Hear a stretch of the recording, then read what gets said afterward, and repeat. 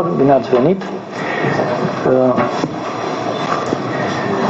Suntem în vinerea dinaintea Florilor.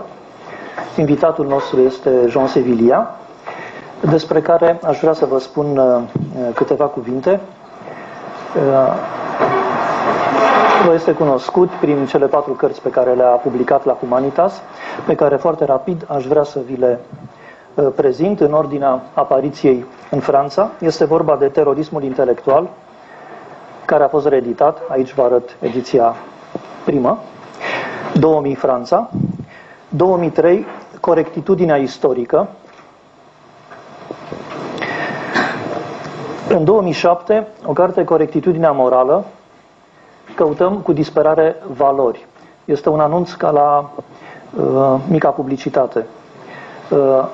Corectitudine morală, caut valori. În fine, în 2011, Incorectitudinea istorică. Jean Sévillia este istoric, jurnalist. Din 1981 lucrează la Figaro Magazine. Are deci un lung stagiu în presă. Se ocupă de zona culturală care acoperă ideile, istoria, și este unul dintre veteranii jurnalismului de înaltă calitate culturală în Franța. Vreau foarte pe scurt să vă prezint cărțile pe care le-a scris, pentru că în felul acesta pot să-i fac mai bine în câteva cuvinte portretul. În 1991 a publicat cartea Le Chouan de Tirol. Chouanul din Tirol este o biografie a lui Andreas Hofer. În 1997 a publicat Zita, Imperatrice Courage.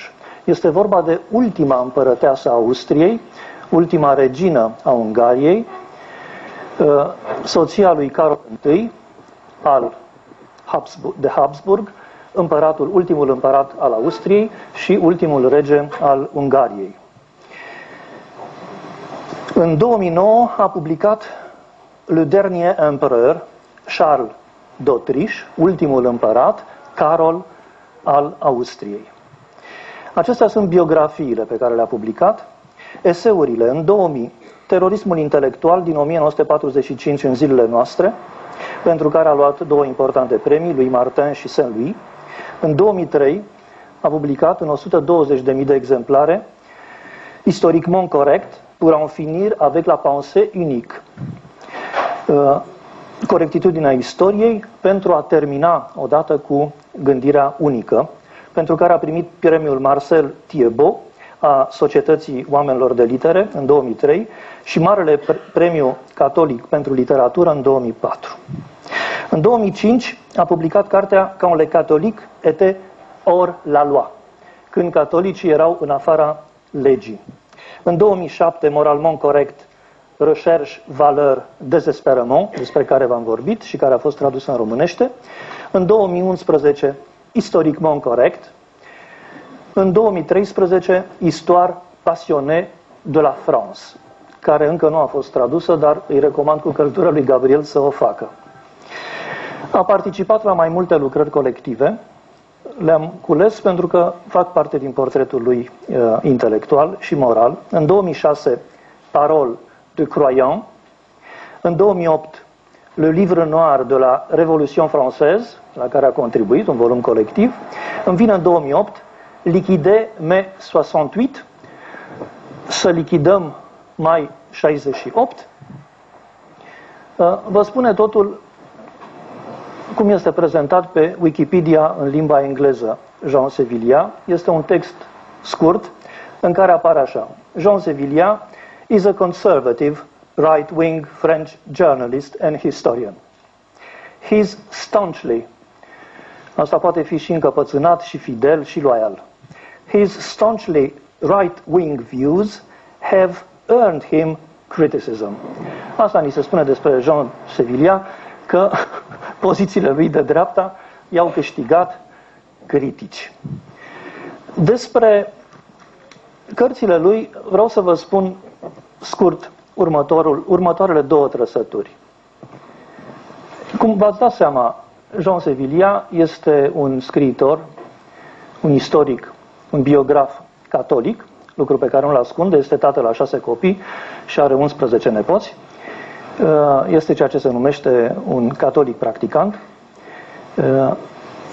Dar lucru care sare în ochi citindu-i cărțile este tonul și al doilea este calitatea. În privința tonului, e limpede că Jean Sévillia este un om de convingeri. Dar aceste convingeri sunt exprimate și fondul lor este profund moderat. Este convingere plus moderație. Dacă este posibil așa ceva, Jean Sévillia întrupează aceste două virtuți. Conviction et modération. A doua trăsătură este valoarea de dosar istoric, obiectiv a cărților sale. Oricare dintre aceste cărți nu alunecă nicio clipă în pamflet, ori în prezentare, așa spunând, partizană. Știi limpede unde se situează autorul, dar în același timp nu îl poți agăța cu partipriuri. De aici valoarea de dosar a cărților lui. Dacă vrei să știi ceva despre cazul Galileo Galilei și Inchiziția, atunci te duci la capitolul acela și ai dosarul la zi față de data apariției cărții. Dacă vrei să afli ceva despre Inchiziție, modul în care a fost văzută și ce a făcut de fapt în epocă Inchiziția și cum era privită în epocă și cum a ajuns să fie privită astăzi, fără partipriuri, puteți să mergeți la dosarul pe care l-a făcut Jean Sévillia. Deci, convingere cu moderație și imparțialitate științifică.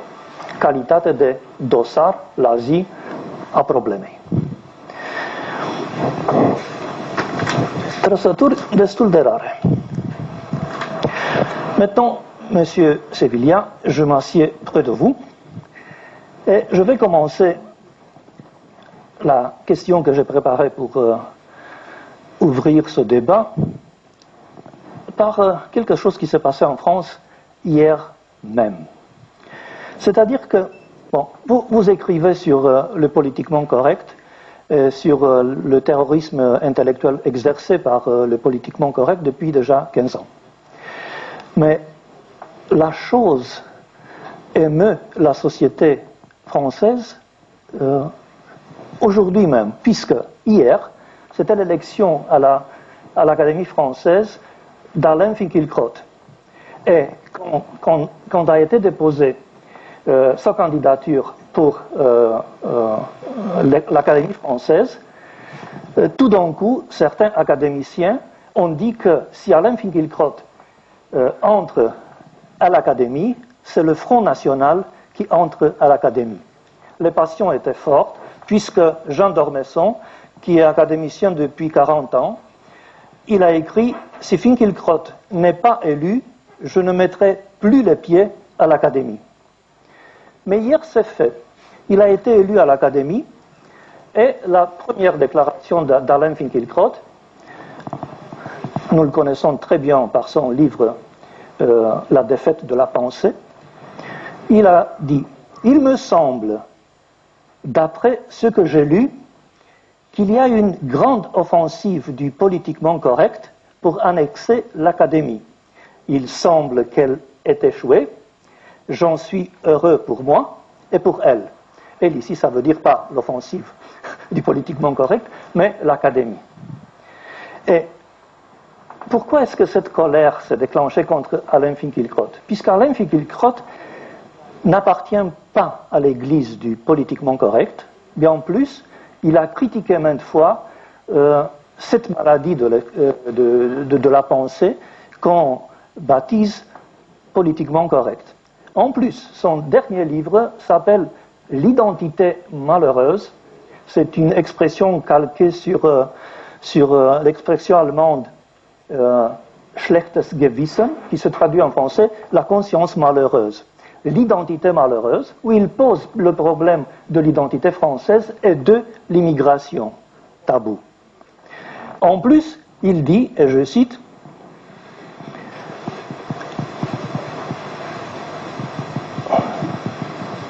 Je souhaite que la France ne deviendra pas un parc multiculturel. Donc, scandale énorme. Et on a ici, dans cette histoire tout à fait récente, les deux choses que vous avez étudiées d'une manière approfondie. Ça veut dire le politiquement correct et la manière dont il est instrumentalisé dans l'espace public comme terrorisme intellectuel. Et j'aimerais ouvrir le débat avec cette question pour en définir les termes. Qu'est-ce que c'est que le terrorisme intellectuel et la chose sur laquelle il s'appuie, le politiquement correct? Alors, avant de vous répondre, je voudrais d'abord remercier la Maison Humanitas qui m'invite ici, qui me donne le plaisir de m'exprimer devant des Roumains et saluer et rappeler la vieille amitié et la vieille tradition d'échange intellectuel qui existe entre la France et la Roumanie. Et il se trouve que j'ai quitté Paris hier très tôt, et hier, je n'ai pas consulté Internet et je ne savais pas, l'élection d'Alain Finkielkraut avait lieu hier, je ne connaissais pas le résultat, et vous venez de m'apprendre qu'il a été élu. Alors, vous me faites une très grande joie, et il restera dans ma mémoire que c'est à Bucarest que j'ai appris l'élection d'Alain Finkielkraut. De ces discussions-là. Voilà, à l'Académie française. Alors, vous avez pris cet exemple qui vient merveilleusement pour illustrer le problème devant lequel nous sommes. Qu'est-ce que c'est que le terrorisme intellectuel? C'est la question que vous me posez. Et on pourrait prendre l'exemple d'Alain Finkielkraut, qui est un philosophe et un écrivain pour lequel j'ai beaucoup d'estime, et qui a lui-même suivi un très grand chemin intellectuel, parce que c'est un homme qui a connu une évolution. C'est un homme qui, jeune homme, était à gauche et même à l'extrême gauche. Dans les années 1970, il a fait partie de cette génération qui a vécu mai 68, ces événements, quand Paris bouillonnait avec un fort romantisme révolutionnaire chez les jeunes intellectuels. Et puis il a connu toute une évolution. Pourquoi? Parce que c'est un homme qui est attaché à la littérature, à la langue, à l'héritage. Et il a vu que la pensée 68 était en train de dissoudre l'héritage culturel classique français. Qu'au nom de cette pensée 68, on mettait au fond tout sur le même plan. Et on disait qu'un grand écrivain classique avait autant de valeur, je ne sais pas, qu'une chanson de rock'n'roll, par exemple. Je n'ai rien contre le rock, par exemple. Mais enfin, il faut savoir, je pense qu'il y a des hiérarchies dans tous les domaines, et dans la musique aussi, il y a des hiérarchies. Voilà.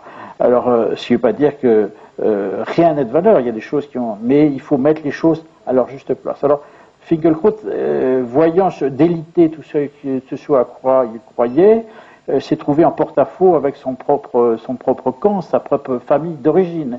Et au fur et à mesure qu'il prenait des positions contraires, eh bien, il était victime du terrorisme intellectuel. Alors, je vais répondre à votre question. Qu'est-ce que c'est que le terrorisme intellectuel? Eh bien, c'est un procédé qui consiste à dire qu'il y a certaines idées qui sont légitimes et d'autres qui ne le sont pas, dans le débat d'idées. Et donc, certains qui défendent ces idées, qui sont dites proclamées légitimes, qui sont proclamées mieux que les autres, qui sont en soi considérés comme le camp du bien, eh bien, on se donne le droit de déconsidérer les autres, de délégitimer les autres, voire, parce que le terrorisme intellectuel peut être violent, on aura sans doute l'occasion au cours de cette discussion d'en donner des exemples, de diaboliser les autres. Voilà. Donc c'est un système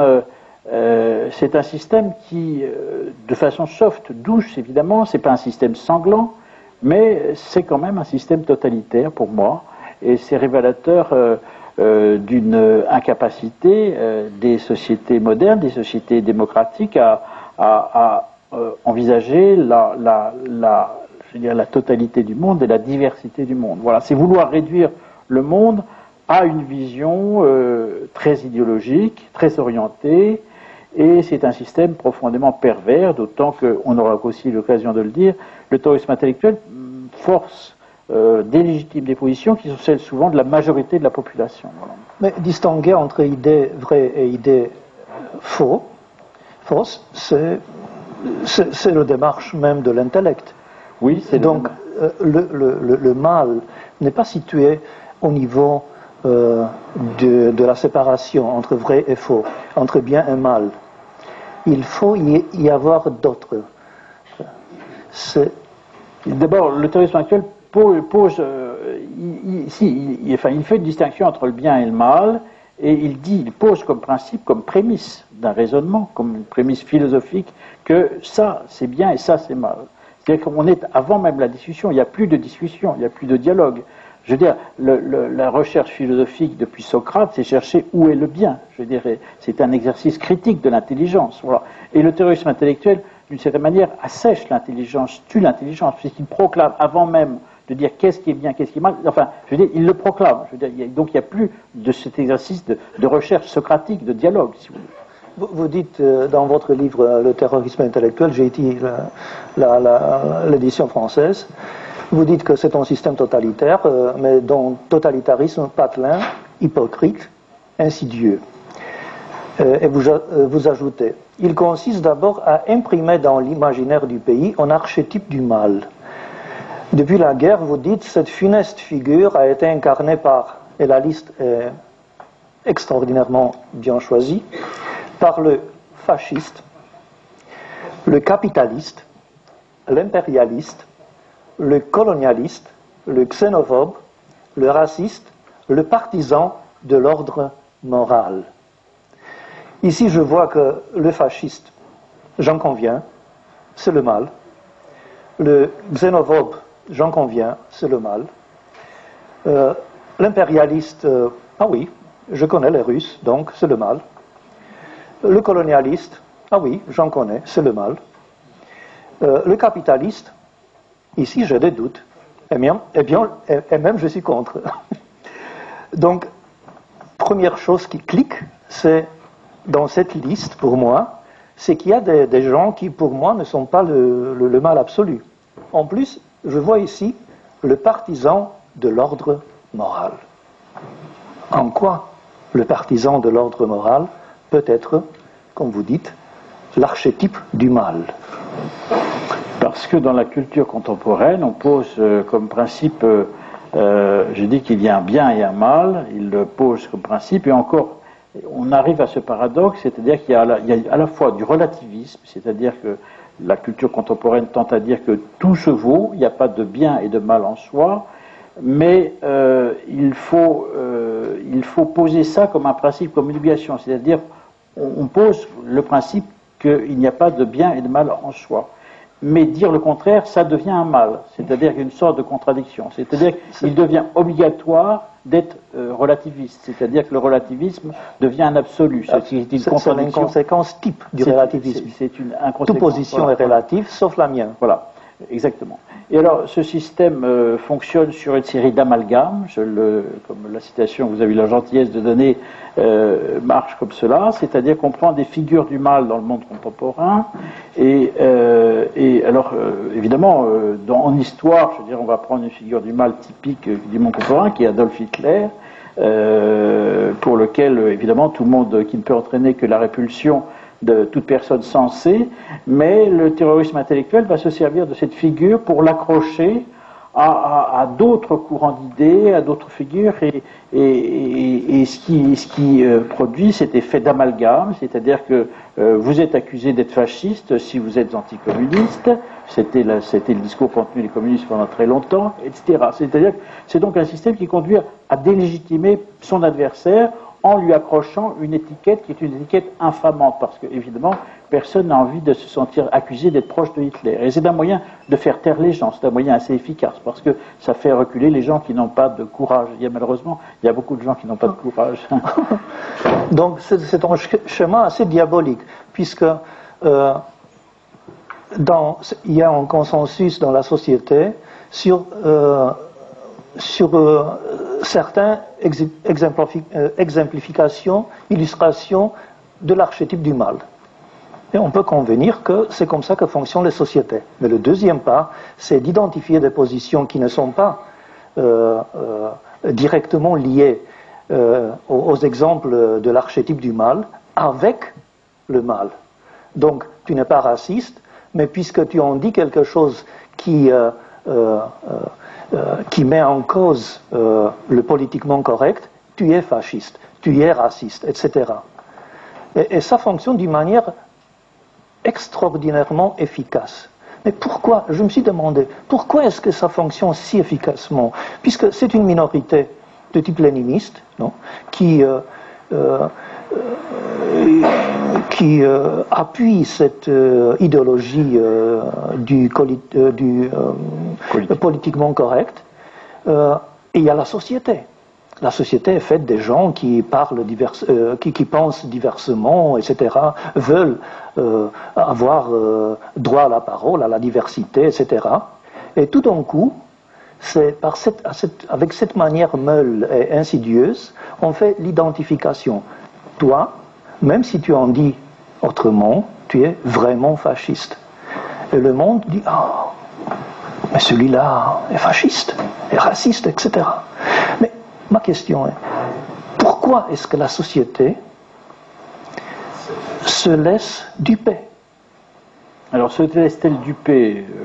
On peut poser la question. Je ne suis pas certain qu'elle se laisse duper. Simplement, la société est souvent désarmée vis-à-vis du phénomène. Alors, pour reprendre les choses historiquement un peu plus loin, d'abord, pour moi, le terrorisme intellectuel, en effet, c'est un phénomène qui émane d'un tout petit milieu. En gros, les intellectuels. Voilà.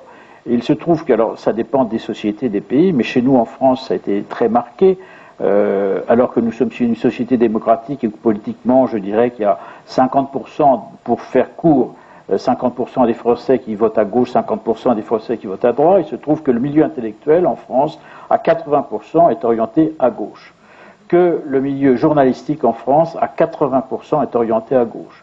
Que le milieu des professeurs, or les professeurs, l'école, c'est tout citoyen passe par l'école, hein, je veux dire la petite école ou la grande école. Le milieu des instituteurs pour les petites écoles et des professeurs pour l'enseignement secondaire, et c'est la même chose dans l'enseignement supérieur à l'université, 80% chez nous en France des enseignants sont à gauche. Alors, comme citoyens, c'est bien leur droit d'être à gauche, je ne le discute pas, mais dans une société où 80% de ceux qui forment les esprits ont une orientation très forte, eh bien, ça ne peut pas ne pas avoir un résultat. Donc, on a ce résultat que, chez nous, en France, eh bien, le débat d'idées faussé ne reflète pas la réalité de ce que pense la population. Alors, je n'abandonne pas votre idée.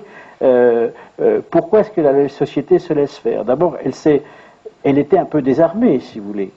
Quand la télévision, vous ouvrez la télévision, vous entendez un discours auquel vous ne croyez pas, qu'est-ce qu'il faut faire? Très longtemps, pendant très longtemps... Elle est désarmée par le monopole des médias. Monopole, voilà, monopole des médias. Mais, alors, il se passe quelque chose d'assez nouveau, qui est lié aux évolutions technologiques, qui est assez récent, au fond, qui a une quinzaine d'années, c'est que maintenant, le monopole des vieux médias, je dirais la télévision, au fond, aujourd'hui, d'une certaine manière, c'est un vieux média, eh bien, est dépassé et bousculé par les nouveaux médias, c'est-à-dire par Internet.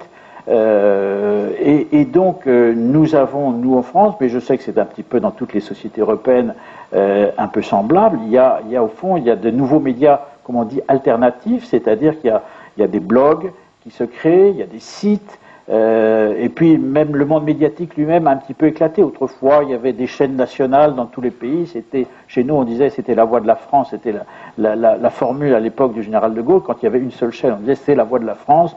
Aujourd'hui, nous avons, comme tous les pays, nous avons 30 chaînes. Voilà. Et donc, dans cette diversité, eh bien, on a retrouvé une diversité qu'on avait perdue. C'est-à-dire que, d'une certaine manière, le terrorisme intellectuel, c'est-à-dire il existe toujours, il est prégnant, mais les citoyens ont les moyens et le moyen de trouver des informations différentes qu'ils ne trouvent pas dans les médias officiels. Voilà. Donc il y a de ce point de vue-là, pour moi c'est un élément d'espoir. C'est-à-dire qu'il y a moyen de contourner le terrorisme intellectuel. Ça ne veut pas dire qu'il n'existe plus, attention, hein, mais je veux dire il y a plus de moyens aujourd'hui pour se battre contre lui, pour le contourner, qu'il y a 10, 15 ou 20 ans. On a vu tout à l'heure qu'à propos d'Alain Finkielkraut, il agit toujours très fortement. Mais ça se voit, vous pensez, cette distribution plus ou moins balancée de l'information par les médias alternatifs, ça se voit au niveau de la société? Ah oui, ça se voit. Parce qu'il y a deux niveaux. Il y a le niveau de ce que vous appelez la liste incarnant l'archétype du mal. Donc, est-ce qu'il y a encore consensus sur la liste? Et deuxièmement, sur le travail proprement dit de terrorisme, d'identification avec certains gens, ou de certaines théories, avec l'archétype du mal. On pourrait prendre un exemple, je sais que vous vouliez qu'on en parle tout à l'heure, alors peut-être je ne veux pas anticiper, mais nous avons eu tout un débat en France autour de la question du mariage homosexuel. Parfaitement. Hein, voilà. Et pour prendre l'exemple d'un média alternatif. Faites l'exemple. On va prendre cet exemple intéressant. Et il y a un petit site qui est tenu par des catholiques d'ailleurs, ça s'appelle le Salon Beige. C'est un site alternatif en France qui donne des informations différentes. Et c'est un site qui avait une audience limitée. Et puis au moment du débat sur le mariage homosexuel, il se trouve que la machine marchant comme elle marche, c'est 80 et même 90% du système médiatique qui soutenait que cette loi était évidente, qu'elle était bonne et que la discuter, l'être contre était le signe de l'homophobie, de la barbarie et tout ce que l'on veut. Et donc les gens qui ne vous trouvaient pas leurs idées s'exprimer nulle part se sont portés sur ce Salon Beige. Et ce Salon Beige, qui était un petit site avec une petite audience, pendant tout le débat autour de la question du mariage gay, est monté à 60 000 connexions par jour, si vous voulez, ce qui en France est tout à fait important. Donc on voit bien comment un petit média alternatif, répondant à un besoin de la société, dans ces cas-là, a joué un grand rôle. Et depuis, c'est devenu, alors que c'est fait par ce sont des gens qui font ça, c'est du bénévolat, qui font ça en plus de leur travail. Enfin, je veux dire, cette micro-entreprise est devenue, a pris place dans le paysage intellectuel français. D'ailleurs, elle rencontre beaucoup d'hostilité. Maintenant, il y a beaucoup d'articles dans les journaux pour dénoncer le rôle du Salon Beige, etc. Donc, on voit que des gens, des citoyens ordinaires, qui sont des pères de famille catholiques, qui faisaient ça en plus de leur travail, eh bien, ont réussi à mettre un grain de sable dans la machine du terrorisme intellectuel, de la pensée unique, et à introduire de la diversité en créant par leurs propres moyens, avec je dirais, un bout de ficelle et du scotch, rien du tout, pas de moyens techniques. Si vous voulez, ils ont réussi à monter un site qui, aujourd'hui, prend place dans le débat d'idées en France. Donc, c'est une victoire contre le terrorisme intellectuel. D'accord. Mais faites un peu l'analyse de la situation. Quelle est l'idéologie politiquement correcte dans cette situation-là? Alors, dans le cadre évidemment, pour aller au fond des... Parce que vous avez usé du mot homophobie. Oui. Ça, c'est un mot type. Du terrorisme intellectuel. Oui. Tout à fait. Alors, c'est toujours le même mécanisme, c'est-à-dire que il faut diaboliser l'adversaire. Le terrorisme repose sur des amalgames et sur la diabolisation de l'adversaire. Donc, quelqu'un qui était anticommuniste était fasciste. Quelqu'un qui disait il faut quand même réguler les flux migratoires, il faut que l'immigration qu'il y ait des règles, on disait c'est un raciste. Voilà.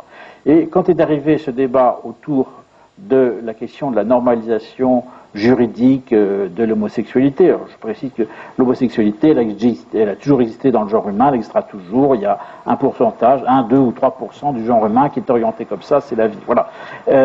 Mais dans aucune société, il n'a existé le mariage, c'est-à-dire le fait de normaliser, de donner, je veux dire, le mariage en soi entre personnes du même sexe, n'a jamais existé dans l'histoire, dans aucune société, dans aucune civilisation. Je veux dire, même pas chez les Indiens de l'Amazonie ou que vous voulez, ça n'a jamais existé nulle part. Donc c'est une idée nouvelle qu'il faut imposer au public. Et derrière, il y a une volonté, parce que ça touche non seulement le mariage entre personnes du même sexe, mais il y a toute la question de la filiation, la question est-ce qu'on peut autoriser deux femmes qui vivent ensemble et qui par définition ne peuvent pas avoir d'enfants, au fond à fabriquer ou à acheter un enfant, soit le fabriquer dans les éprouvettes, c'est le système de la procréation médicalement assistée, ce que réclament par exemple donc les couples homosexuels, ou la gestation pour autrui, c'est-à-dire les mères porteuses, c'est-à-dire le fait d'acheter un enfant, comme ça se fait, il y a certains sites américains qui font ça, c'est monstrueux, on achète un enfant qui est porté par une autre femme, comme si l'enfant était... déjà. Ah oui, en Amérique, il y en a, hein, je veux dire, moi ça me fait frémir, Bon, et donc, c'est une véritable révolution anthropologique qu'une minorité, vraiment une minorité, veut imposer. Alors derrière, il y a tout un lobby, il y a de l'argent. Mais les conséquences, M. Sevilla, vous dites révolution anthropologique, ça veut dire? Ça veut dire qu'ils veulent changer la définition de l'homme et de la femme. Voilà, ils veulent changer le cadre, ils ils disent c'est une vision révolutionnaire, c'est une vision d'une certaine manière post-marxiste. Au fond, ils disent le mariage entre un homme et une femme, c'est un vieil héritage des temps anciens, il faut changer ça, le mariage, ça peut être entre tout le monde, donc entre personnes de même sexe, c'est aussi légitime. Je veux dire, et donc, ils veulent effacer, philosophiquement, il y a une chose plus lourde derrière, ils veulent effacer au fond la notion de filiation. La notion de filiation non seulement biologique, mais même, je dirais presque philosophique. C'est l'idée, c'est de la table rase. Je veux dire, la famille, traditionnellement, c'est un lieu d'éducation, c'est un lieu de transmission de valeurs, c'est un lieu qui se construit dans la durée, qui se transmet dans la durée. Or, ils disent, eux font effacer ça. C'est l'individu souverain, chacun construit son système de valeurs, à chaque génération, au fond, on recrée une société comme chacun l'entend selon ses désirs. C'est une révolution anthropologique, c'est la négation de l'idée de transmission, c'est la négation de l'idée d'héritage, c'est la négation de l'idée que nous serions tous, traditionnellement, la civilisation considère que nous sommes des héritiers, c'est-à-dire que ce que nous sommes, c'est grâce à nos prédécesseurs. Chaque génération enrichit l'héritage, évidemment, mais enfin, nous existons parce que d'autres nous ont transmis quelque chose. Or, ils veulent casser ça. Ils veulent casser la filiation, c'est l'idée, chaque génération est une nouvelle génération dans l'histoire de l'humanité. On ne doit rien à nos prédécesseurs. C'est une négation de toute l'aventure humaine. Enfin, Finkielkraut, sur un autre plan, mène ce même combat en disant, mais si, nous sommes tous des héritiers. Voilà. Et donc, la révolution anthropologique qu'ils veulent imposer, cette petite minorité, donc, vraiment, c'est pour changer la définition de l'homme, de la femme, de la filiation. Moi, je ne crois pas, je veux dire, comme tout le monde, je connais des homosexuels et je les respecte tout à fait, mais enfin, je ne crois pas qu'un enfant en recevra la même chose s'il est éduqué par 2 hommes ou par 2 femmes. Pour moi, c'est du bon sens. Nous avons besoin, l'équilibre humain naît d'une altérité, d'un équilibre, et donc si on rompt cet équilibre-là, je pense qu'on va créer des névrosés. Voilà. C'est malheureusement ma conviction profonde. Des enfants qui vont être névrosés, qui vont être porteurs de névrose. Je veux dire, je suis désolé, être élevé par 2 hommes, ça n'a pas le même sens que d'être élevé par un père et une mère. Je veux dire, avoir 2 papas, avoir 2 mamans, moi, je ne connais pas ça. Ça ne s'est jamais vu dans l'histoire de l'humanité. Je veux dire, voilà. Mais le dire ça, c'est pas de l'hostilité à l'égard des personnes homosexuelles. Je veux dire, je veux dire, la société a toujours reposé sur des règles qui sont multiséculaires, si vous voulez. On ne peut pas les bousculer comme ça et dire que ça n'aura pas de résultat. Si, ça va avoir des conséquences graves. Voilà.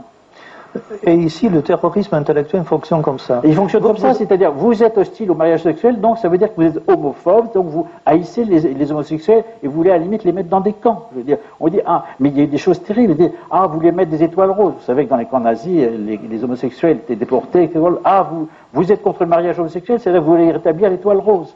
C'est toujours ce système d'amalgame, de mensonge. Voilà. Et donc, ça n'est efficace que jusqu'à un certain point, parce qu'en France, nous avons eu, on l'a vu, enfin, je pense que vous l'avez su en Roumanie, nous avons eu des manifestations immenses, de plusieurs centaines de milliers de personnes à Paris, donc des centaines de milliers de citoyens français qui sont dit non, on ne peut pas se laisser manipuler comme cela. Même si la loi a été votée, il y a un courant qui a été lancé dans la société de contestation de cette loi, qui conteste. Alors, le mariage homosexuel, ça y est, il est voté, mais il y a d'autres lois qui se préparent derrière, que ces mêmes minorités veulent imposer, et il y a un combat qui a commencé, qui n'est pas terminé, et je pense qu'en face, ils ne l'ont pas gagné. Voilà. Mais ici, il y a un troisième terme. C'est pas seulement l'opinion publique, c'est pas seulement cette minorité de type léniniste. Ce sont les institutions, disons, européennes, qui ont embrassé cette idéologie en l'équivalent avec les droits de l'homme. Oui, tout à fait. Et maintenant, c'est à un autre niveau que se pose le problème du terrorisme intellectuel. C'est pas seulement dans les médias intellectuels, c'est aussi au niveau de l'espace public européen, régi par des institutions qui sont les institutions de l'Union européenne. Puisqu'on a le cas 2003, je pense, de Rocco Buttiglione, qui a été viré de la position dans laquelle il a été nommé par l'État italien comme commissaire pour la justice, à cause du fait que, étant catholique pratiquant, il épousait la vue sur l'homosexualité, qui était de sa religion, Et les gens qui l'ont interrogé, les gens de l'Union européenne, ont jugé que même s'il distinguait entre plan privé et plan public, et il était absolument contre la persécution des homosexuels, il ne se qualifiait pas du point de vue de ses convictions personnelles. Et Rémi Brague, en évoquant ce cas scandaleux, il a dit, en partant de ce moment-là, les chrétiens des États-nations européens sachent qu'ils sont discriminés en ce qui concerne la possibilité d'avoir des positions, des hautes positions au niveau des institutions européennes. Donc ils sont des sujets et pas des citoyens. C'est certain que... Alors ici, il faut... Parenthèse, il y a du lobbying qui a été fait de manière auprès des institutions européennes de manière très habile. Moi, je me méfie des théories complotistes. Je ne crois pas, en général, que l'histoire soit menée par des complots, etc. Mais enfin, il y a des cas quand même où certaines idées passent parce qu'il y a certains qui font du lobbying pour faire passer leurs idées. Bon, et dans le cas... Ce sont des réseaux. Ce sont des réseaux, tout à fait, voilà. Et donc ces réseaux-là ont joué en Europe et jouent en Europe, et en effet,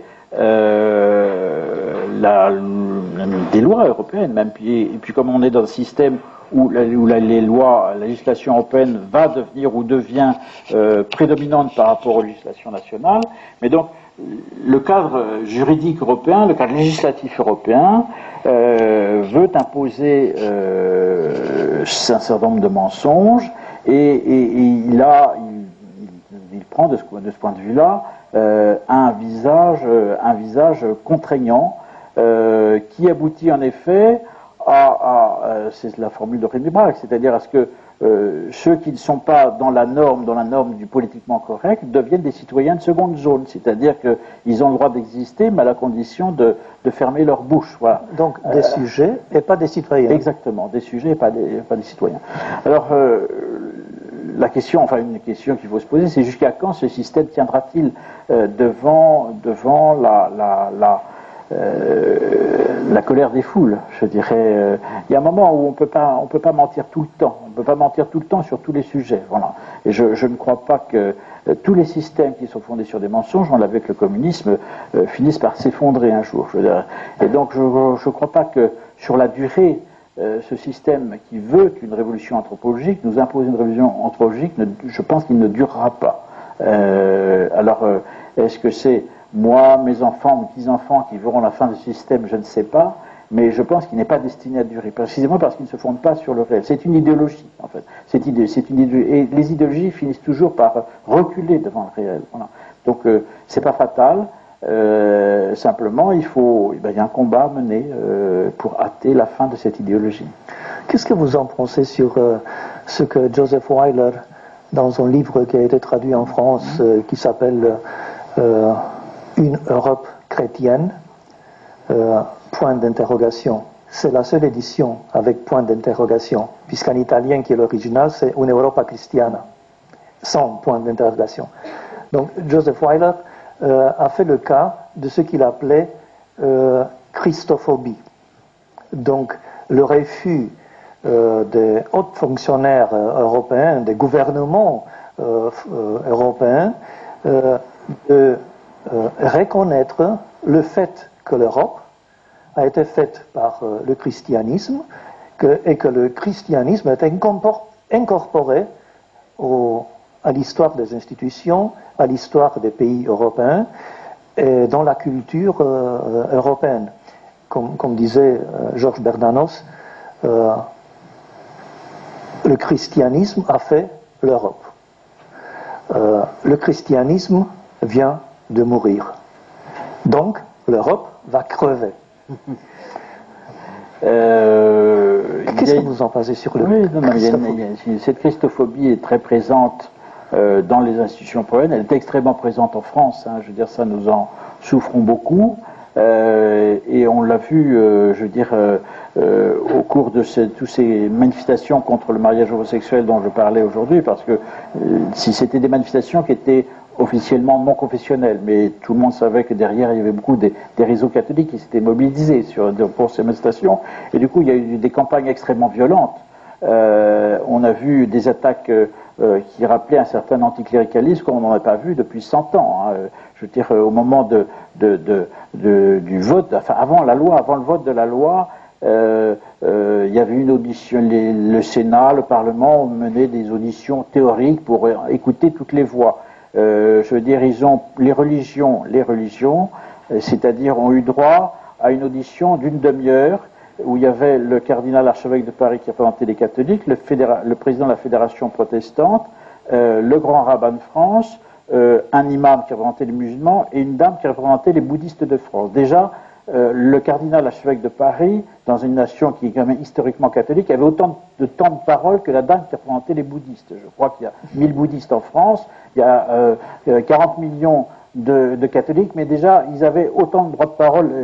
Donc déjà ça, si vous voulez, c'était une volonté de mettre le représentant du catholicisme et le représentant du protestantisme a été dans la même situation, enfin en situation minoritaire. Et puis ils se sont fait, en réalité, ça peut se regarder sur Internet. Ils se sont fait insulter, c'est-à-dire que, ah oui, c'est sidérant. Je veux dire, ils sont passés, ils venaient pour parler et en fait il y avait 5 parlementaires qui étaient tous de gauche, tous socialistes, et qui en gros, qu'ils ont insultés, qui ont expliqué. C'est incroyable. Mais c'est incroyable. C'était des morts effrayants. Ça faisait peur. Ça faisait penser à la terreur, mais terreur de celle de la Révolution française de 1793. Ils passaient devant un tribunal, alors qu'ils venaient pour être auditionnés, pour dire voilà ce que pensent les religions de votre projet de mariage homosexuel. Ils sont arrivés pour se faire insulter, pour dire vous avez le droit de vous taire, en gros. Donc la christophobie existe, voilà. Et elle existe en France, c'est très forte, elle existe dans les institutions européennes. Voilà, ça fait partie des défis que doit affronter le christianisme dans le monde occidental. Mais quelle est votre explication? Parce que si je regarde l'histoire de la France, je peux comprendre ça, bien que je ne donne pas raison. Mais je peux comprendre, puisqu'il y avait deux France au XIXe siècle, et une France a perdu complètement. La loi de 1905 n'était pas seulement une loi de la séparation de l'Église et de l'État, c'était une loi contre les catholiques et contre la France catholique. Et donc c'était victoire complète de la part de la France anticléricale. Mais pour les autres pays, je ne comprends pas comment est-ce qu'on est arrivé à ce état de ce que Joseph Weiler appelait denial. C'est un état de négation de soi. Donc c'est de la haine de soi. C'est de la haine de soi, c'est une négation de soi. Moi je crois que l'explication ultime, elle est philosophique en réalité, c'est que on reproche au christianisme, et surtout, on reproche au christianisme de dire oui, il y a un bien et un mal, et que ce bien et ce mal ont une source qui est transcendante. Voilà.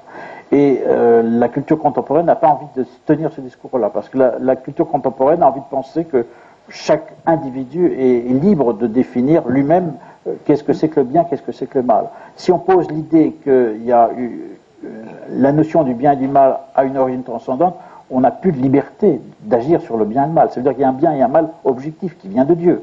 Oui.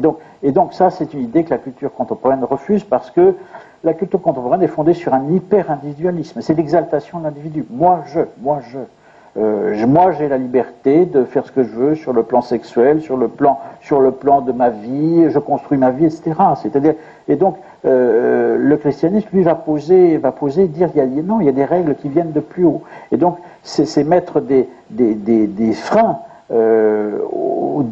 je dirais, à l'ambition personnelle, au désir, à l'expression de la personne, de l'individu en tant que tel.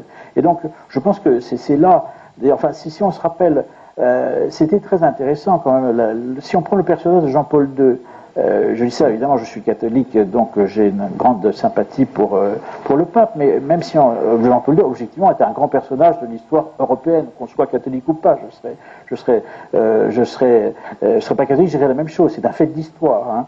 Il est une figure lumineuse et rayonnante voilà. pour les orthodoxes aussi. Je sais tout à fait.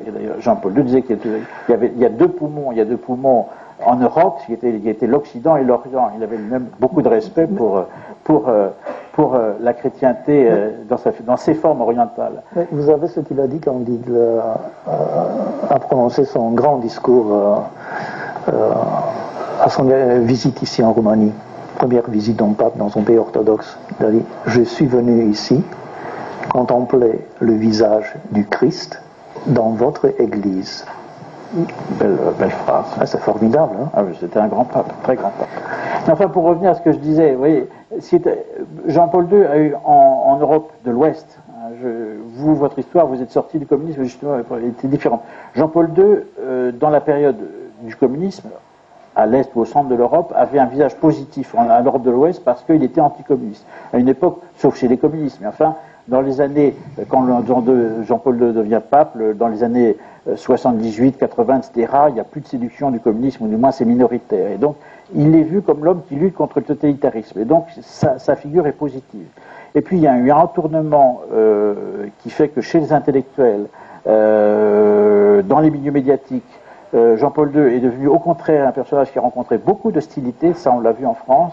Ça s'effectue à partir des années 80, à partir des années 90, quand je veux dire, il rappelle un certain nombre de vérités par rapport à la liberté sexuelle, par rapport à la question de toutes ces questions-là, ces questions de morale. Il dit oui, il y a une morale familiale, oui, je veux dire, il y a des règles, et je veux dire, à partir de ce moment-là, il y a un retournement. Quand Jean-Paul II est venu en France en 1980, c'était son premier voyage en France, il était applaudi par tout le monde, c'était l'homme qui défendait les droits de l'homme contre le monde soviétique, voilà, il faisait consensus, voilà. Il a eu plusieurs voyages, et un de ses derniers voyages, qui était en 1996, il a été victime de campagnes, mais d'hostilité terrible, médiatiques, pratiques. Il y avait des manifestations contre l'avenue du pape, etc., parce qu'on lui reprochait d'être contre le préservatif. Donc on disait c'est un assassin, il veut répandre le sida, il n'aime pas les homosexuels, c'est un homophobe, etc. Et donc il y a eu un retournement autour de ça. Je veux dire, cette question de la morale n'est pas neutre. Je veux dire, dans le monde contemporain, qui est un monde libre, en plus, voilà,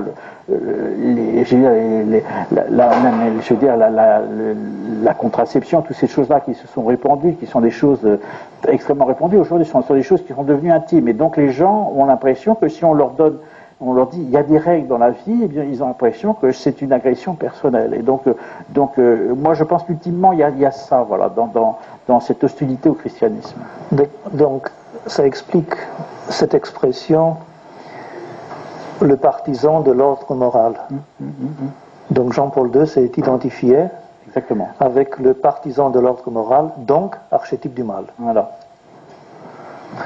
Mais vous dites, la source de la christophobie, c'est le fait que dans le christianisme, la morale est définie par la définition du bien et du mal qui vient du principe transcendant, tandis que l'hédonisme, qui est général dans l'individualisme contemporain, pose que la définition de la morale doit partir de l'individu, de ses désirs, etc., de sa satisfaction. Mais l'islam fait de même. Le judaïsme fait le même, c'est-à-dire le bien et le mal sont définis par le principe transcendant. Et il n'y a pas, de la part des Occidentaux, une islamophobie qui répond à cette définition de la christophobie. Ils ne partagent pas une judéophobie qui correspond à cette définition de la christophobie. Donc ça joue seulement pour le christianisme. Et pourquoi ? Alors je tempérerai ce que vous venez de dire, c'est vrai, en même temps, d'abord parce que le christianisme, d'abord sociologiquement, il est majoritaire. C'est nous, il est majoritaire, si vous voulez, en Europe. Je veux dire, le judaïsme représente une minorité, même si elle est très ancienne, mais c'est une minorité, et les musulmans aussi. Voilà. Donc, le christianisme est une cible d'abord parce que il est majoritaire. Cela dit, on peut avoir de la judéophobie sur cet autre plan, ou de l'islamophobie. Je veux dire, on voit ça en ce moment. Nous, en France, en tout cas, c'est en train d'émerger, c'est assez intéressant. La gauche, de ce point de vue-là, a été prise et maintenant est prise entre deux feux, parce qu'elle a toujours beaucoup respecté l'islam, puis avec cette idée que les immigrés qui venaient de pays musulmans, ils venaient de pays que nous avions autrefois colonisés, donc ils seraient au fond héritiers des crimes qu'aurait commis la France en tant que puissance colonisatrice. C'était les victimes du colonialisme, voilà. C'était comme une incarnation du tiers-monde. Voilà. Et en plus, la gauche française qui a inventé le terme islamophobie pour décrire la critique de l'islam. Tout à fait, pour déstabiliser et tout à fait délégitimer la critique de l'islam. Ouais. Mais, alors il se trouve une chose qui est intéressante à suivre, c'est que actuellement, toujours autour de ces questions de famille, mariage homosexuel, il y a toute la théorie du gender, vous savez, cette théorie qui dit, qui nous vient d'Amérique, qui dit un homme n'est pas un homme en soi, une femme n'est pas une femme en soi. Au fond, le sexe n'est pas quelque chose d'hérité. Chaque individu choisit son sexe. C'est pas quelque chose. C'est que le sexe est culturel. Il n'y a pas de biologie au-delà du corps, de la forme du corps que les théoriciens du gender ne nient pas. On choisit son sexe, on choisit son orientation sexuelle. Est-ce que je peux vous donner votre idée? J'ai un exemple. Il y a une semaine, je pense, ou 2 semaines, l'État australien a décidé en justice de reconnaître le genre neutre. C'était une personne qui a déclaré devant la justice qu'il n'est pas homme, il n'est pas femme. C'était à la suite, je ne sais pas d'où il est parti, mais il a fait plusieurs opérations de changement de sexe, échouées, et donc il a déclaré qu'il est neutre comme genre, et la justice australienne a reconnu ça. Donc pour la première fois en histoire, on a juridiquement parlant le genre neutre, ce qui corrobore formidablement l'épistémologie du gender feminism que vous avez évoqué tout à l'heure. Moi je plains ce pauvre homme qui n'est ni un homme ni une femme. Je veux dire, c'est terrible. Je veux dire, il faut je dirais comme chrétien, je dirais que je vais prier pour lui parce que c'est terrifiant. Je veux dire, enfin, les névroses qui peuvent sortir de situations comme ça, enfin bref. Mais je reviens sur ça, sur mon idée qui est importante, c'est que ce que nous vivons en France, il se trouve que au début, ce courant de défense de la famille au sens traditionnel du terme, un homme, une femme, des enfants, au départ a été lancé par des milieux catholiques. Et puis, depuis quelques mois, c'est assez récent, ça date de 2014, il y a des milieux d'immigration venus de l'islam qui aussi se mobilisent autour de la question et qui se rapprochent même. Il y a des ententes entre des associations catholiques et des associations musulmanes pour dire luttons contre toute cette idée qu'il faut transformer la famille et voilà. Et alors ça affole tous les milieux et du coup on voit tout un. Il y a même une organisation qui s'est lancée qui s'appelle le Jour du retrait de l'école. Ça, c'est en France. C'est une dame musulmane qui a lancé ça. C'est-à-dire qui a dit une fois par mois, on interdit nos enfants d'aller à l'école. On les enlève de l'école. Je veux dire, ils ne vont pas à l'école ce jour-là pour protester contre les lois qu'on veut nous imposer pour déformer la famille. Voilà. Et ça prend. Comme c'est lancé par une personne qui est musulmane, ça prend dans les milieux venus de l'immigration musulmane, et je veux dire, la gauche était très tétanisée, parce qu'elle qui a toujours exalté et idéalisé les immigrés musulmans, là, elle se trouve en contradiction. Et alors c'est assez piquant de constater ça, c'est qu'on commence à voir une forme d'islamophobie ou discours anti-islam en disant oui évidemment ils sont arriérés, ils ont gardé des habitudes, des conceptions culturelles qui viennent de leur pays et voilà, c'est-à-dire que la gauche intellectuelle trouve que trouve que les immigrés musulmans sont bien quand on peut s'en servir pour dire du mal de la France historique et du christianisme, mais quand ils luttent, quand ces immigrés musulmans se tournent contre les projets de la gauche, alors là, ce sont des pauvres types qui s'opposent des Arabes, quoi. Je veux dire, ce qui veut tout dire dans cet esprit-là, quoi. Ça c'est marrant, puisque pour une fois, l'étiquette infamante et stigmatisante de islamophobie s'applique à eux-mêmes. Et j'aimerais évoquer avec vous ce scandale 2006, je pense, en France, à l'occasion d'un livre d'un savant qui enseigne à l'École normale supérieure à Lyon. Il s'appelle Sylvain Guggenheim. Il a publié un livre, Aristote au Mont Saint-Michel, où il fait la pointe sur la Vulgate, qui dit que la culture médiévale latine est l'héritière en ce qui concerne la philosophie et les sciences de la grande culture islamique, et qu'on doit toute notre connaissance des auteurs grecs à la filière arabe. Et il dit, c'est pas tout à fait vrai.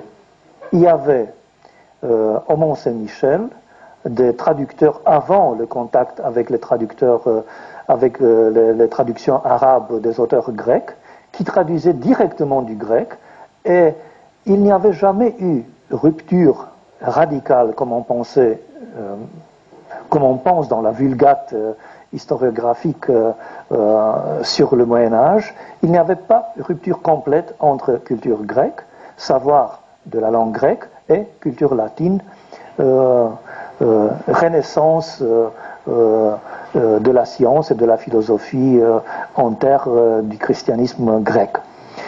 Et tout d'un coup, il a été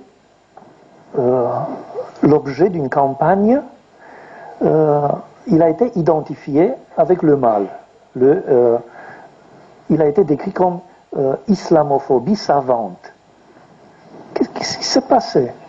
C'est absolument ahurissant. L'affaire Guggenheim est une histoire que j'avais bien suivie à l'époque. J'avais écrit sur la question dans mon journal. C'est une question extrêmement grave. Ça fait partie des éléments du terrorisme intellectuel. C'est-à-dire que on a posé, je veux dire, l'islam est une grande religion dans l'histoire. Tout le monde en est d'accord.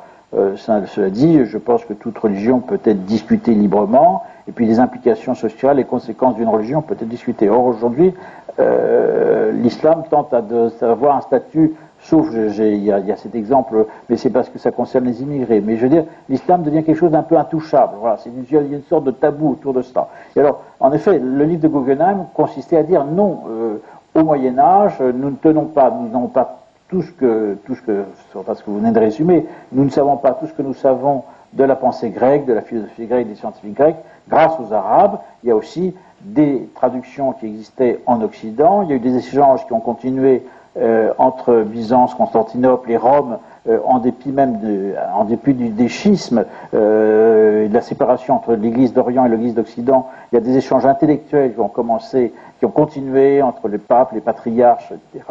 Et donc, il y a du savoir grec qui transistait, qui vivait en Europe, qui vivait intellectuellement, sans que ça doive quoi que ce soit aux Arabes, sans que ce soit quoi que ce soit aux musulmans. Et alors, en effet, donc, Guggenheim dit ça, on va dire, donc vous êtes islamophobe, c'est-à-dire vous voulez diminuer le mérite de l'islam. Et donc, il y a une campagne terrible qui s'est montée contre cet universitaire.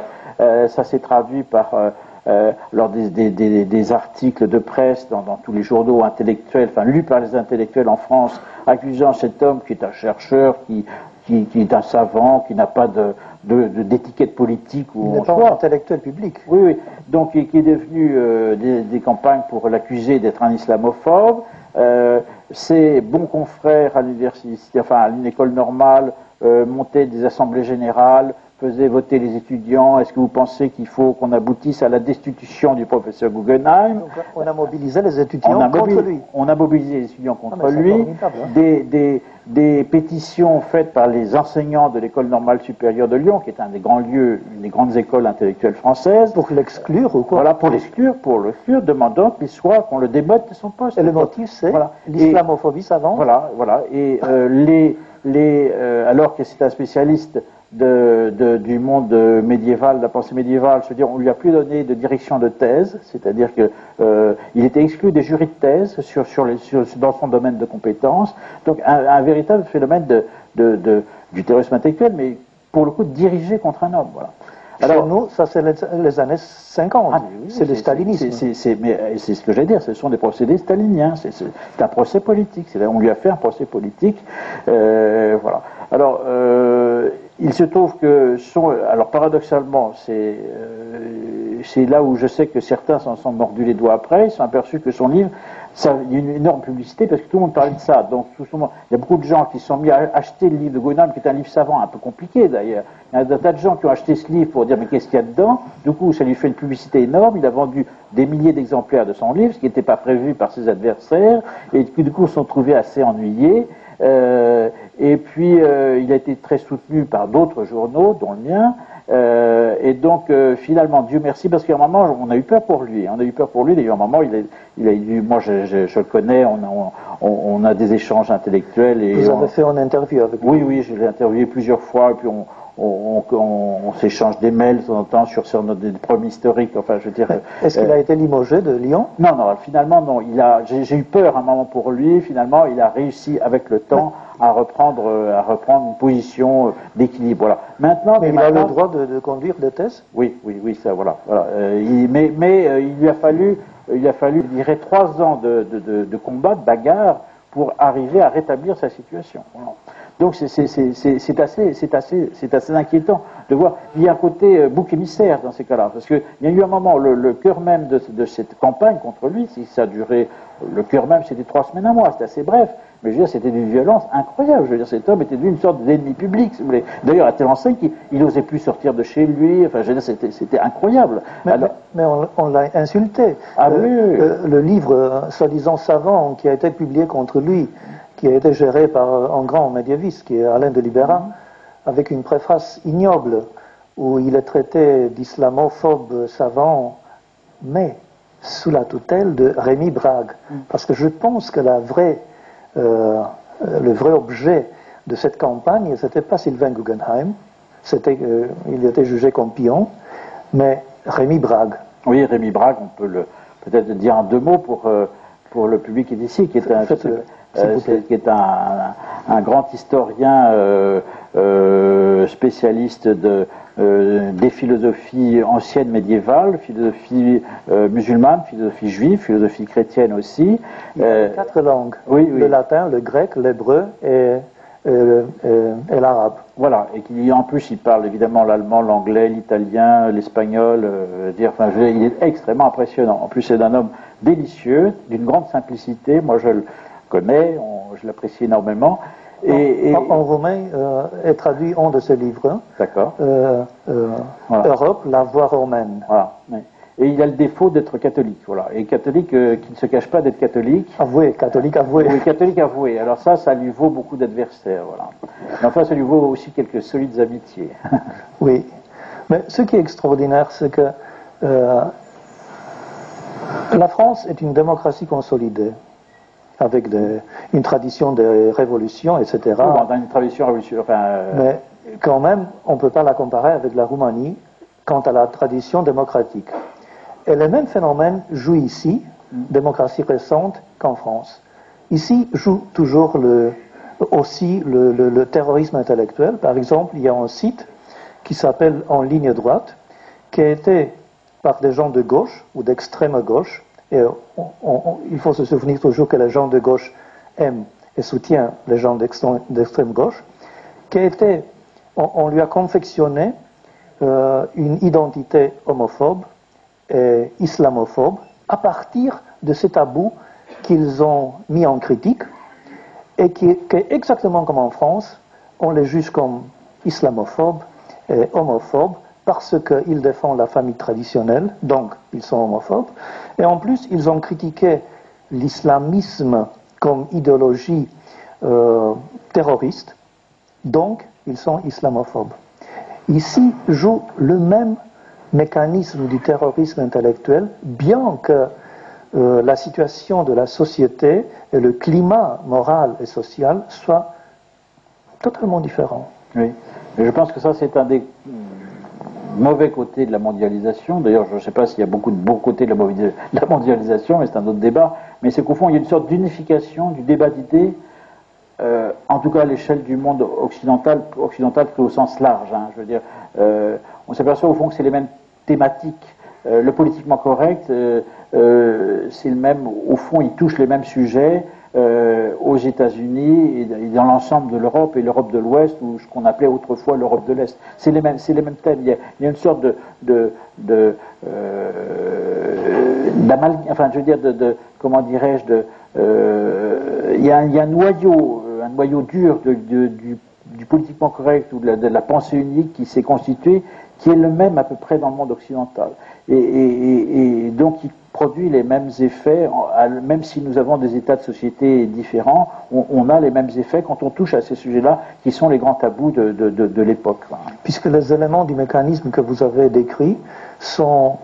on peut les voir ici aussi, comme en France, comme aux États-Unis, comme dans toute société moderne. Ça veut dire il y a une liste des choses qui sont jugées comme le mal absolu par la société. On a une minorité progressiste qui veut notamment faire une révolution anthropologique. Et ce mécanisme, c'est le mécanisme qui décrit la manière dont une minorité fait le chantage de la majorité en identifiant abusivement une critique des tabous avec les illustrations de la liste des archétypes du mal. Oui, c'est comme ça que ça fonctionne. C'est comme ça que ça fonctionne. Alors chez nous, en plus, en France, s'y ajoute, nous on a un héritage révolutionnaire qui est lourd. Nous sommes la société, le pays en Europe qui a inventé la Révolution française. Selon les pays, on a plus ou moins une bonne idée de la Révolution française. Moi, je rappelle qu'il y a alors on peut dire la Révolution française, elle a inventé les droits de l'homme qui sont en soi une belle idée, elle a inventé la démocratie qui est en soi aussi une belle idée. Mais si on regarde le déroulement de la Révolution française, c'est sauf comme pendant la Révolution elle-même, c'est-à-dire de 1789 à 1798-99, pendant ces 10 années où nous avons inventé la France, les droits de l'homme et la démocratie, mais les droits de l'homme n'ont jamais été respectés, ils ont été violés en permanence, et la démocratie n'a jamais été respectée, elle a été violée en permanence. C'est-à-dire qu'on a cette contradiction, c'est-à-dire que le moment historique qui en France a inventé la démocratie est un moment qui était un moment de développement de la terreur, vous venez de lâcher le mot, c'est-à-dire violence politique, conduite du pays par des minorités qui ne consultaient personne, et surtout la violence, la dimension de violence de la Révolution française est quelque chose qui est tu dans la pensée contemporaine, parce que la Révolution française est sacralisée, mais je veux dire, la dimension terroriste de la Révolution française est effrayante. Ce qui se passe en 1793 qu'en 1794 en France est atroce. Je veux dire, on a aussi inventé, en termes de violence, rappelez, on a inventé le génocide en France. Je veux dire, la Vendée, qui est une de nos régions à l'ouest de la France, qui s'était révoltée contre la Révolution, des paysans, des simples paysans, les Chouans, voilà. Eh bien, il y a vraiment une opération de terreur massive pour exterminer massivement cette population. C'est-à-dire qu'on a lancé des armées pour exterminer une population civile. C'est-à-dire et comme tous les hommes étaient plus ou moins partis, c'est les femmes, les enfants, les vieillards. Je veux dire, c'est ça aussi la réalité de la Révolution française. Donc,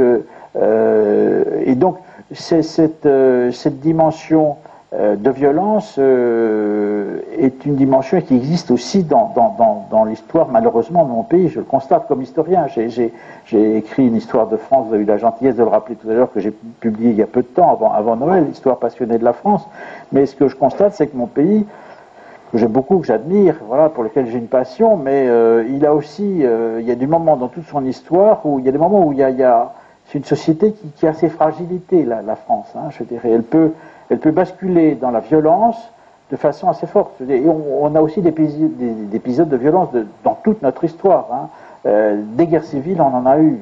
Et donc, nous ne sommes pas, contrairement à ce que l'on croit, nous ne sommes pas une société apaisée en France. Voilà. Et il y a toujours ce virus de la révolution, il y a ce virus de l'envie, c'est-à-dire de la jalousie. Je suis jaloux de mon voisin. Il y a ce côté... qui peut avoir des côtés très très très dangereux. Voilà. C'est pour ça que le maintien de la paix civile, pour moi, c'est le premier devoir de l'État en France, et c'est un devoir qui n'est pas gagné d'avance. Je veux dire, une société on a l'air d'une grande démocratie. Oui, cette grande démocratie, elle peut cacher des racines avec des choses qui peuvent donner des choses très dangereuses. Est-ce il existe encore les deux France? Est-ce qu'il existe encore les deux France? Les deux France, oui, existent, oui, on le voit. Ça, malheureusement, c'est constitutif de notre histoire. Je veux dire, c'est constitutif de notre histoire. Il y a une France chrétienne, il y a une France laïque, il y a une France de gauche, il y a une France de droite. Il y a deux visions du monde. Et je veux dire, les grands moments de notre histoire, c'est quand il y a un grand chef d'État qui sait qu'il y a deux France, parce qu'il y aura toujours deux France. Et l'une n'aura jamais totalement raison de l'autre. Donc il ne faut pas rêver, cette conflictualité ou cette dualité va rester toujours. Mais les grands chefs d'État, eh bien, ils savent jouer sur les deux cordes pour donner un peu à l'un, donner un peu à l'autre, et puis essayer de prendre de la hauteur et de diriger le pays par rapport à ses grands intérêts en dépassant ces vieilles fractures de l'histoire. Je vais vous poser une dernière question qui est un peu personnelle. Vous êtes un auteur ouvertement politiquement incorrect. Très. J'assume. Donc, est-ce que vous avez été la victime du mécanisme du terrorisme intellectuel en France? Alors, il y a eu des tentatives, elles ne cessent pas complètement. D'ailleurs, au moment de la parution de mon dernier livre, Histoire passionnée de la France, il se trouve que c'est un livre qui a très bien marché en France, et donc il y a eu quelques campagnes sur Internet pour expliquer que j'étais un réactionnaire, un fasciste, un homophobe, enfin toute la série habituelle. Au niveau officiel, ça veut dire au niveau des grands médias? Mais alors justement, non, les grands médias, alors c'est pas les grands médias qui me prennent pour cible, les grands médias ont une autre technique qui consiste à me passer sous silence, voilà. C'est-à-dire que pour prendre un exemple, je veux dire, nous avons en France, il y a deux grands quotidiens principaux, les grands quotidiens d'information générale, politique, culturelle, c'est Le Figaro, qui est un journal, on va dire, à droite, et Le Monde, qui est un journal à gauche. Mais nous, au Figaro, puisque je suis journaliste au Figaro, quand on parle de tous les livres. Et s'il y a un auteur de gauche, eh bien, on publie un article, on fait une recension, on dit, il raconte ça, etc. Eh bien, moi, c'est à l'inverse, Le Monde. Donc, j'ai quand même publié 9 livres, dont certains qui ont eu beaucoup de succès. Je veux dire, mon historiquement correct et le principal de mes succès est un livre qui, en France, s'est vendu toutes éditions confondues, y compris le livre de poche. On en est à 130 000 exemplaires. C'est quand même... donc je suis un auteur qui a un public. Quand je fais des conférences en France, si je vais en province, à Bordeaux, à Lyon, dans des grandes villes, il y a 300-400 personnes qui viennent m'écouter. Eh bien, je n'ai jamais eu une ligne dans Le Monde. Le Monde n'a jamais écrit une seule ligne sur un seul de mes livres. Voilà. Donc, la technique, c'est le silence. Voilà. Les grandes émissions de télévision sur littéraire, je n'y suis jamais invité. Les grandes émissions de radio, je n'y suis pas invité. Alors, cela dit, mes livres marchent comment? Ils marchent par le bouche à oreille, ils marchent par les médias alternatifs, et puis parce qu'il y a quand même des groupes de presse qui me soutiennent, voilà. Alors, je vis assez bien le fait d'être à contre-courant, c'est même stimulant, ça empêche de s'endormir, et puis avoir des adversaires, des ennemis, même ça stimule, parce que ça vous force à être prêt à répondre en permanence. Voilà, ça oblige à travailler aussi, parce que moi, je suis pas un polémiste. Je veux dire, je suis un auteur engagé, mais vous avez eu la gentillesse de le dire en me présentant. Moi, je travaille beaucoup. Je dis pas ça pour me jeter des fleurs, mais je veux dire par là que c'est pas de la polémique. Je veux dire, je cherche les sources, les Jamais citations. de la polémique. Voilà. Toujours des dossiers. Je travaille en donnant des faits, en disant. Voilà. Donc pas de campagne de diffamation contre vous? Non. Enfin, des tentatives, mais modérées. Non, la technique, dans mon cas, c'est plutôt de me passer sous silence, voilà. D'accord. Mais alors, j'ai quand même une grande joie, qui est mon public, et puis une grande joie aussi en France, ça je dois le dire, ça pour moi c'est une grande satisfaction, c'est qu'il y a beaucoup de jeunes qui me lisent, voilà. Il se trouve que tous mes livres existent en grand format, mais aussi tous mes livres ont été sortis en français, en édition de poche, voilà. Et ça coûte quelques euros. Et ça, il y a énormément de lycéens ou d'étudiants qui lisent mes livres comme ça coûte pas très cher, ils peuvent l'acheter. Donc moi, j'ai tout un courant de jeunes, de jeunes Français qui me lisent, avec lesquels je me sens bien, voilà. Jean Sévillia, sachez que vous avez un public ici en Roumanie aussi, vous êtes aimé, lu. C'était un grand plaisir d'avoir un dialogue avec vous devant le public habituel de mes rencontres. Et j'ajouterai comme point final de notre rencontre que la solution pour combattre le terrorisme intellectuel est bien simple. Vous pouvez regarder M. Jean Sévillia. Savoir, connaissance, bon sens, bonne humeur et christianisme. Merci.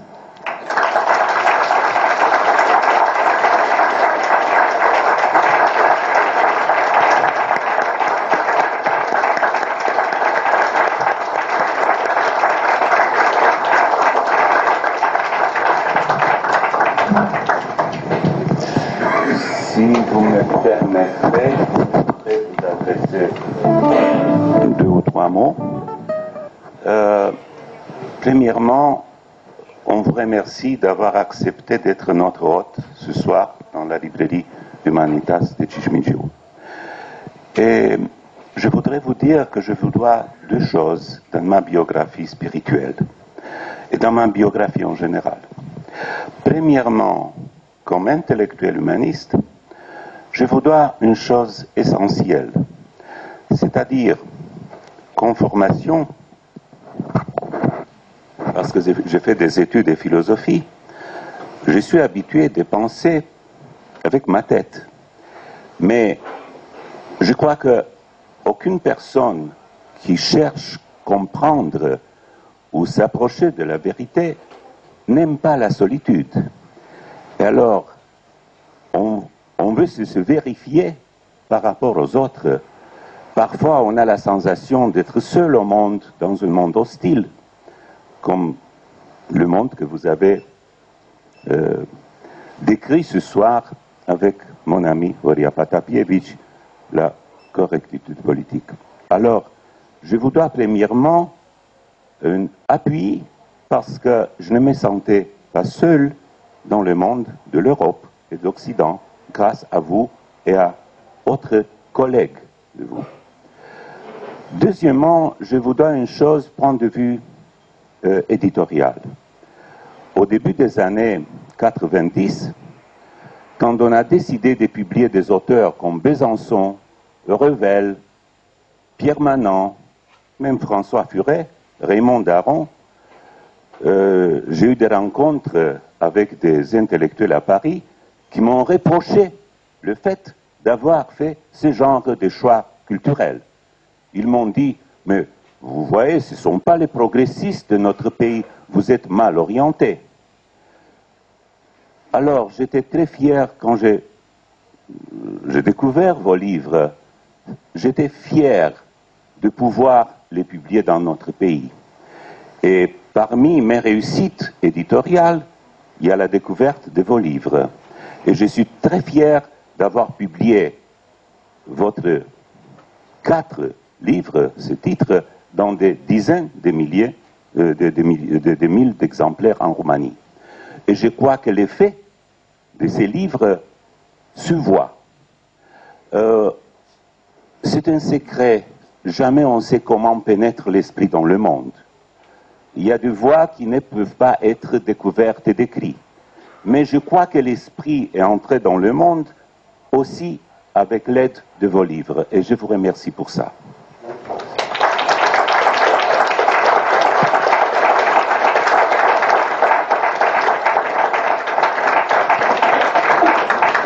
Să ne revedem în ultima joi a lunii mai. Dacă dorești să obțineți dedicații de la domnul Silvia,